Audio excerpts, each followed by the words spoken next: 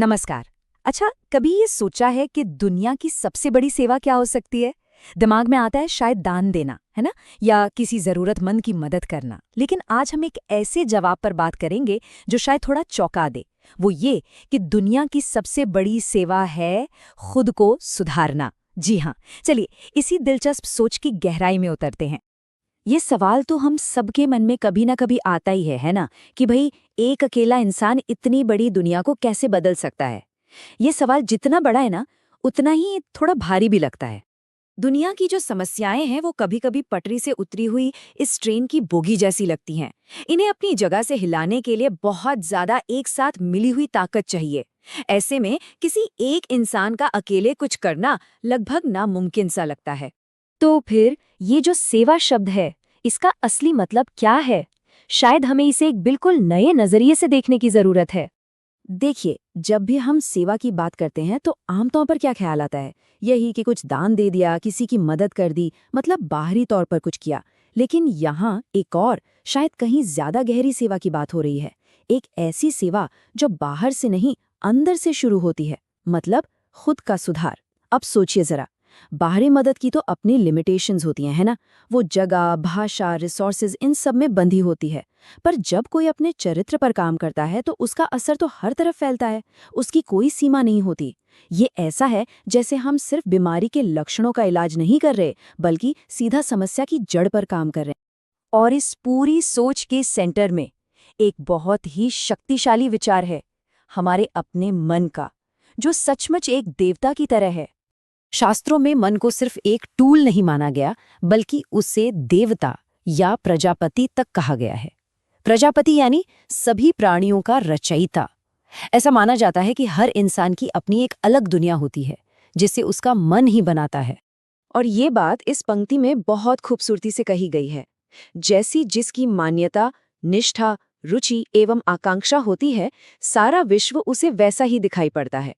मतलब सीधा सा है कि हमारी जो बाहरी दुनिया है वो हमारी भीतरी दुनिया का ही एक आईना है, एक रिफ्लेक्शन है।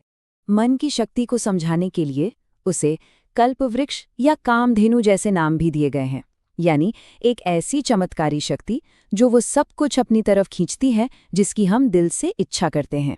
जैसी हमारी इच्छाएं होंगी, वैसी ही परिस्थितियां हमारे आसपास बनने लगेंगी। तो फिर यहाँ एक सवाल उठता है कि अगर हमारा मन इतना ही शक्तिशाली है, इतना पावरफुल है, तो हमारी जिंदगी में इतनी परेशानियां और दुख क्यों होते हैं? ये एक तरह का विरोधाभास है। अगर मन वाकई में एक देवता है, तो हमारी जिंदगी स्वर्ग जैसी क्यों नहीं लगती? इसका जवाब मन के दोहरे स्वभाव में छिपा हुआ है। वजह यही है कि मन के दो रूप हैं। जब मन काबू में नहीं होता, बिलगाम होता है, तो वो एक भूत की तरह हमें परेशान करता है, हमें अपना गुलाम बना लेता है। लेकिन जब यही मन अनुशासित हो, काबू में हो, तो वो एक देवता की तरह हमारा सबसे शक्तिशाली दोस्त बन जाता है और हमारी हर इच्छा पूरी करता है। एक बेकाबू मन हमारी जिंदगी में ढेरों परेशानियां लेकर आता है, जैसे कि बेचैनी, गलत सलत खाने से सेहत का बिगड़ना, बिना किसी लक्ष्य के यहाँ वहाँ भटकते रहना, फोकस की कमी हो जाती है, हम अपनी जिम्मेदारियां भूलने लगते हैं और फिर गुस्सा और निराशा हम पर हावी हो जाते हैं। और ये सब चीजें मिलकर दुनियावी जीवन में नाकामी का रास्ता बना देती हैं। तो इसका हल क्या है? इसका सोल्यूशन क्या है? हल है इस मन को साधना और एक महान, एक मजबूत चरित्र का निर्माण करना। मन पर काबू पाने का जो रास्ता है वो एक अच्छे स्वभाव और एक महान चरित्र के निर्माण से होकर ही गुजरता है। असली समाधान इन्हीं दो चीजों में छिपा है, स्वभाव और सच्चरित्रता। एक अच्छा स्वभाव 3 मजबूत पिलर्स पर खड़ा होता है। पहला, काम में अनुशासन, यानी हर काम को व्यवस्थित, नियमित और जिम्मेदारी से करना। दूसरा पिलर है दूसरों के साथ विनम्रता, मतलब हमारे व्यवहार में शिष्टाचार, उदारता और करुणा हो। और तीसरा, जो कि सबसे जरूरी है, वो है भीतरी संतुलन, यानी हर हाल में धैर्य, साहस और शांति बनाए रखना। और इसी भीतरी संतुलन की अहमियत को कठोपनिषद का ये श्लोक भी बताता है। हे शिष्य, जिसका मन हमेशा अशांत रहता है, वो केवल बाहरी ज्ञान के आधार पर आत्मा को प्राप्त नहीं कर सकता। इसका मतलब साफ है, असली ज्ञान के लिए मन का शांत और शुद्ध होना पहली और सबसे जरूरी शर्त है। चलिए, अब हम इस चर्चा के आखिरी हिस्से में आते हैं और ये देखते हैं कि कैसे किसी एक इंसान का बदलाव पूरी दुनिया पर असर डाल सकता है।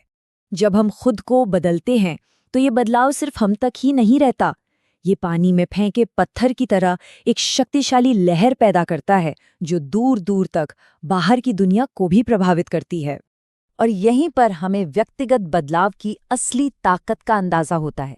एक चरित्रवान, आत्मनियंत्रित इंसान अकेले ही मानवता के लिए इतना कुछ कर सकता है जितना हजारों उपदेशक मिलकर भी जिंदगी भर चिल्ला चिल्ला कर नहीं कर सकते। ये शब्दों की नहीं बल्कि चरित्र की शक्ति है। तो इस पूरी चर्चा का जो सार है वो यही है, अपना सुधार ही संसार की सबसे बड़ी सेवा है। जब हम खुद को बेहतर बनाते हैं तो हम असल में दुनिया को बेहतर बनाने की पहली और सबसे जरूरी शर्त पूरी कर रहे होते हैं। तो जाते जाते एक सवाल के साथ छोड़ते हैं, अगर ये सच है कि हमारी भीतरी दुनिया ही हमारी बाहरी दुनिया को बनाती है, वही उसका सोर्स है, तो फिर एक बार रुककर सोचना तो बनता है कि हम सब मिलकर कैसी दुनिया बना रहे हैं।